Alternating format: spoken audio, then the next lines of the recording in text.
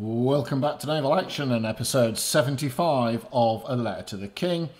If you're new to A Letter to the King, it's my attempt to keep us up to date with what's going on the global server, the server that never sleeps or logs on, and at the moment, maybe keeping you up to date with what's going on in the game. So let's have a little look-see at where we are. So this is the map last week, and really not a great deal changed last week. Oh, I've not updated it. Savannah Lamar should have been. That's the previous week's map. I'm a clown. So Savannah Lamar was taken by the Brits at the close of the week, but we'll skip past that. This is almost a moot point now. Basically, the Brits are at war with the pirates. The French aren't really on the server anymore, and it does look like the Americans might be aggressing the Brits, but with so few players on, it's all a little bit moot, and in fact, I'll prove that if we look at what happened this week. Rather excitingly, the Americans came with a first-rate fleet to Savannah, where they were met by a pirate first-rate fleet, and although I tip my hat to the Americans for turning up and putting in a good show, they got pretty much spanked. I think they lost 10 ships. I don't think the pirates lost a single ship. But the Americans fared far better than their colonial cousins, the Brits, who had a go at Georgetown and could only muster about 2/3 of the fleet that the pirates could.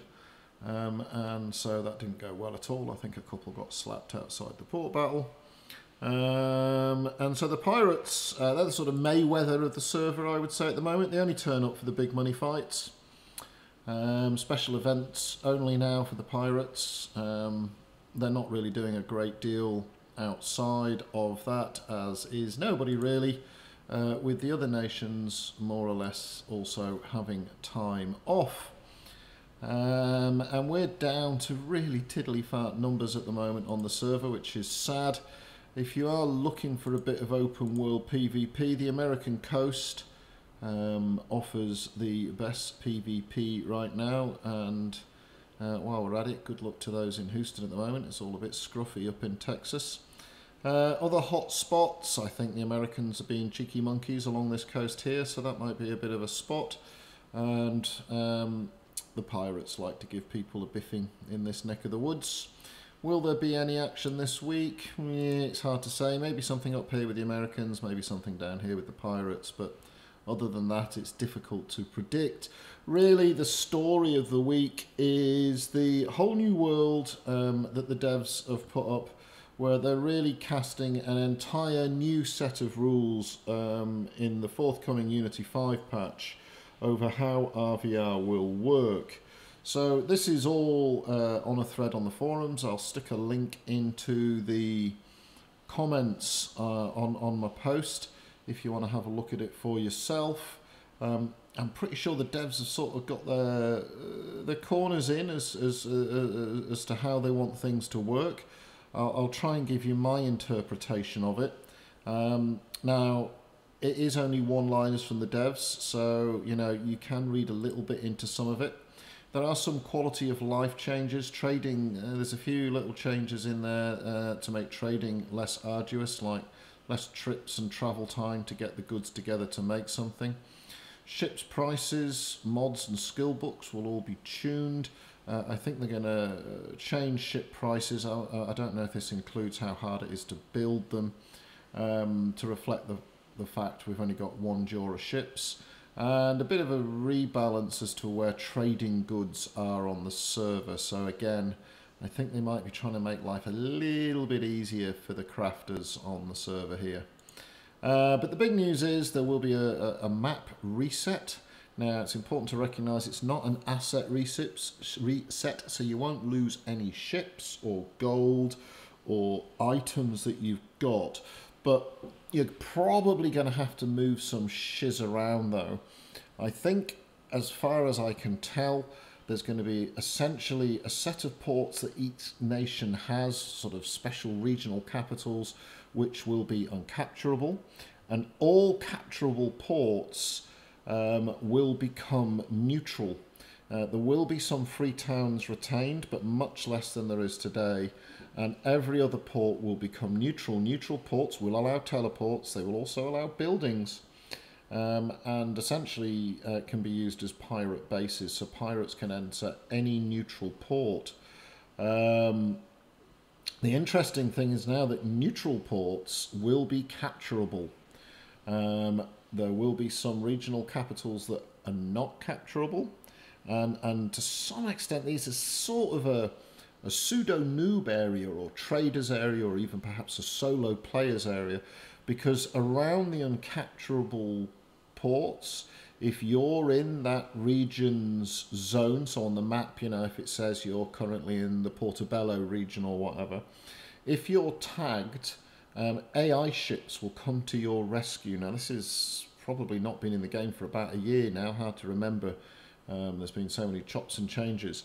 But basically there you are, sailing along in your trader's brig with a hull full of lovelies, and some pesky Frenchie or pirate or Brit tags you.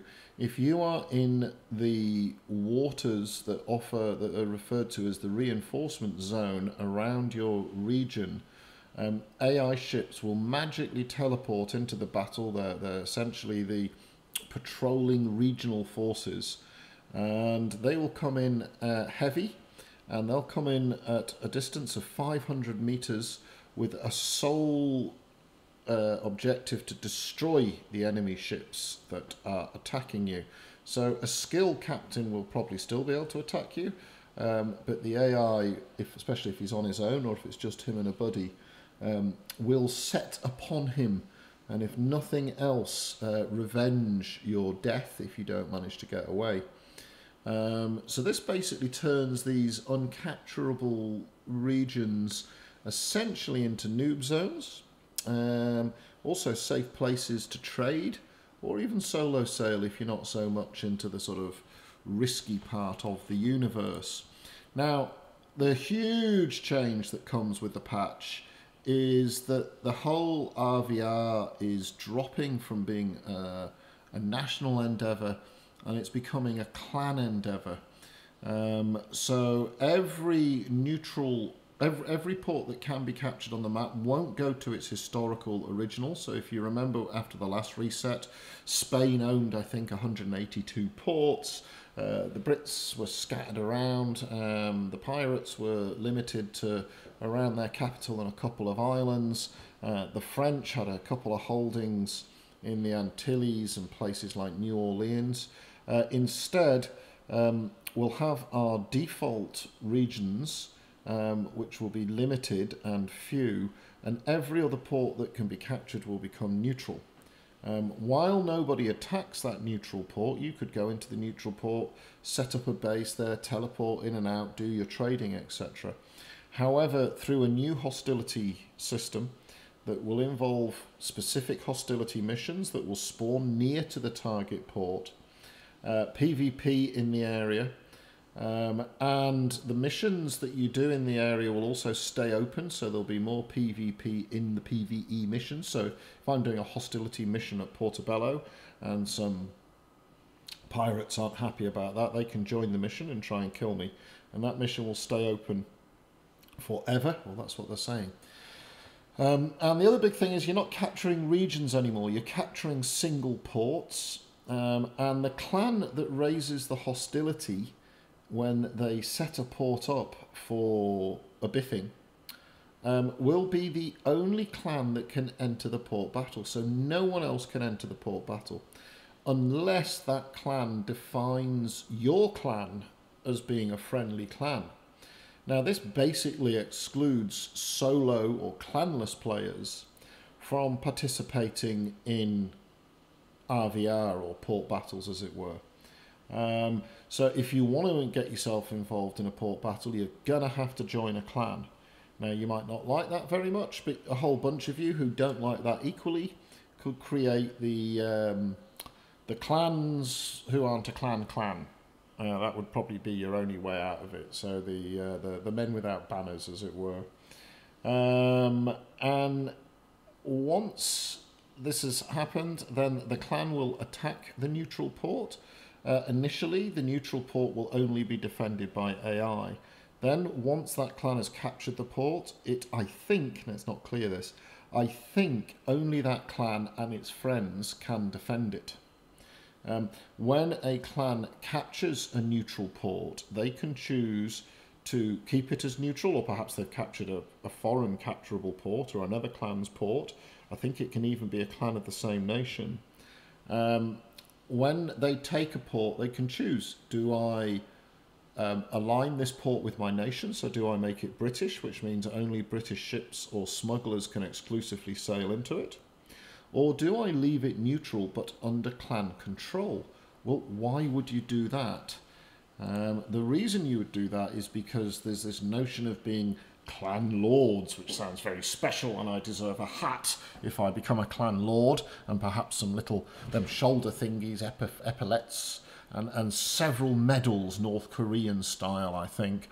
So when a clan captures a port, and like I say, they can either set it for their nation or they can leave it as neutral. The reason they might want to leave it as neutral is if anybody can sail into it, then anyone can trade in it. And anyone who's trading it will have to pay the tax that is set by the clan. So let's say the tax is set at 10% and you buy iron ore, 10% of that money goes straight into the clan bank. The clan bank is associated, I think, to the port. I think in each port, essentially, you will have a clan bank. Whether or not that's also a warehouse, I'm not really sure. And all taxes collected go into the clan bank. Now, each period of time, to keep ownership of that port, the clan will have to pay a levy to the town. And if they don't pay the levy, it goes back to a clanless neutral status. Now, one of the things they've mentioned but not committed to is that clans might be able to enhance the port. So perhaps you could make the port produce more coal or more ligum vitae or more hemp or whatever. Now, whether or not that's native AI production or whether or not you just get a boost to buildings in that port, I'm not clear about that, to be honest. So essentially, just to recap the last 2 points, it's now clans who will raise hostility.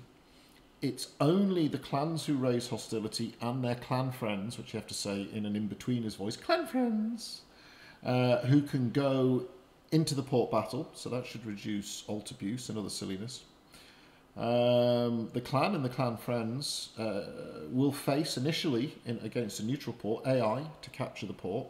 So that's going to be embarrassing, isn't it? If you lose to AI. In my clan, if you get sunk by AI, you get like a Muppet and a derp and a shitter tag in TeamSpeak so that everybody knows you've recently been sunk by AI. So I'm imagining it's going to be a little bit like an epic mission.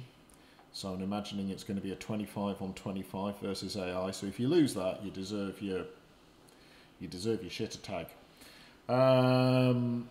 Now, whether or not it's just good. So once the clan has captured the port, they may choose to set a tax.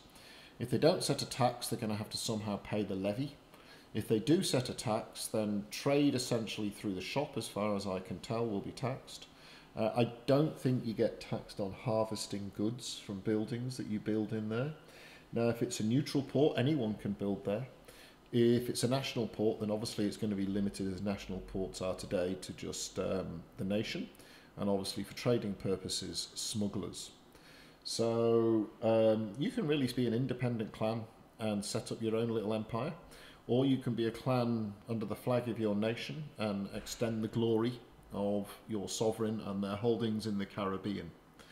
At the moment, I don't think they're talking about the clan lords setting the timer of when the port may be aggravated. But I've put this in here because I just wanted to make it up in case a dev accidentally heard this and thought that that was a rule and then coded it. A couple of odds and sods. Now, if I read it right, if you're in a neutral region's waters, you might be attacked by NPCs, sort of elite dangerous style. So that could be a bit interesting if you're in your trader, especially given the hyperspeed of some of the AIs. So that could make life even more exciting. I have to say I'm not sure how open world combat works, so I'm assuming nations can still attack each other. But I don't know if clans in the same nation can attack each other, essentially turning us all into pirates. And if they can you only attack clans who aren't on your friends list, on your clan friends list? I'm not even sure if one British clan could attack another British clan's port. Maybe they can only attack neutral ones, I don't know. And the other thing that's not clear is who can defend the port. I'm assuming it's only the owning clan and its friendlies. I'm not sure if that would be true if it was national. So that's sort of a summary of what's in the forums. I will put a link into the forums. I have to say I'm pretty excited about it. The Unity 5 is pretty cool and the new ships are very cool. And when you say when, well, no, we don't know when. They say sooner than we think. And that's sort of a Zen thing, isn't it? Sooner than you think. So I don't know, soon. It needs to be soon, I suppose, because by all accounts everybody's given up on RVR apart from the odd hardy souls and the Mayweather pirates. So Jeheil's opinion on this, so feel free to skip ahead 4 minutes to the closing elements of the video. Unity 5 is good. It will make our FPS better. They'll be able to pimp up the graphics when they get around to it. They'll also be able to tune it better when they get around to it. They can add a lot more stuff into the game because they have a lot more items that they can put into the Unity 5 registry that exhausted the Unity 4 registry. I'm a big fan of the clantasticness changes. Most people who play long term in most MMOs play because of the clan they're with. I know many of us are frustrated because, you know, your clan does a good job, but then the nation doesn't seem to do what you were hoping it would do, and that's, you know, you sort of, you just get this entropic effect of woe inside the nation. If you're in a good active clan that can field the best part of 25 ships or 25 ships with its clan friends, then you'll be able to set your own agenda, carve out your own little piece of the map and do what you need to do to hold it.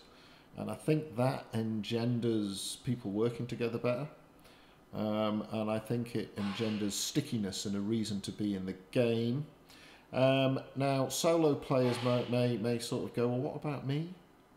Look, in any MMO, if you choose to go completely solo, you miss out on a lump of the game and it's harder. Now, you'll still be able to trade, you'll still be able to craft, you'll still be able to one-man hunt down other ships and capture their ships, but you won't be able to participate in organised port battles, and you probably shouldn't be able to participate in organised port battles as a solo player. You should probably get into a clan. You could always group up with, a lot of people don't like clans, I don't want to be told what to do. So get into a loosely affiliated clan and have some sort of communist cooperative where no one's the boss, but you all get to do port battles or something. I don't know how it works. Anyway, look, it's an MMO, not a MMO. I like that. So if you're not in a clan, you can't really do port battles. The current system's not working. We've seen the drop-off in players and the grind is too hard and people are avoiding PvP a great deal. Again, if we get clans of 25 active players or 2 clans buddying up together that make 25 active players, those 25 active players will get more biffo, I suspect. And there'll be prestige and ego and EP attached to your clan, and so on and so forth. And it makes it harder for people to arse around with alts and things like this and be abusive. So I think the clantasticness is good. I think a clan core is good. I think there's a lot they can do with making it clan-based. I mean, maybe even clans can reinforce the port's defences. It'd be nice if we had, I'd really like it if we had like clan motifs on our sails. And perhaps one day when they have a microtransactions, you could pay $2 to buy a clan motif and have it on your sails, you know, like the big Spanish ships used to have. The combat engine in this game is absolutely gorgeous. And they just need to suss out how the open world RPG works. The current one's simply not working. We've seen the player drop off.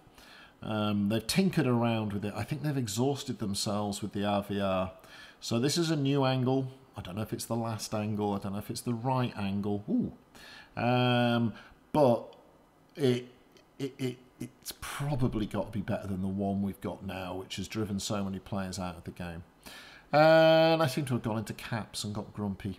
So for me, we need a server merge. Certainly in EA, in early access, maybe later on when billions of people are playing in my dreams, we could go to time zones. But right now we need a server merge. And we need some sort of port timer system. Now, whether or not it's simply the winner sets the time slot, or the winner has to hold at the time slot they took it at, and then each week or whatever they could move it by one time slot, maybe at cost, I don't know. Or they cut the map up into 3 zones of unequal sizes, where a small zone is Oceanic, a medium-sized zone is USA, and a large zone is Eurocentric for the time zones. And really the only time we get global biffo is at the weekends, where there's that sort of 4-hour time slot where we're all awake at more or less the same time. So that's my opinion on it. Look, I'll put a link, like I said, to the forum post in my comments on the video. I'm optimistic about it, but I love the game, so I guess I'm sort of, I'm trying to hope it's good. We know lots of players will come back when the new patch comes out, and we know lots of players will give it a go. There's large clans who've been on all the servers, who enjoy working together with their clan mates. So if they merge the servers, I think they'll easily get a bunch of clans involved in some pretty exciting and fun clan warfare. So that was my pontification and opinion piece. Look at this. Nothing's changed this week. We're in the doldrums. This isn't the tally of splinters, sail and blood. This is the tally of grind, bore and tedium. And the less said about that, the better. So we're back into waiting mode, chaps and chapesses. I'll try and keep you up to date with what's going on. If you're off playing World of Warships or whatever you're doing, or the new Blood Bowl beta's out, that's good fun. So if you're off playing something else and you're not sure when to come back, I'll try and keep you up to date. Until then, give us a like, give us a subscribe. I'll see you on the ocean, and I'll catch you.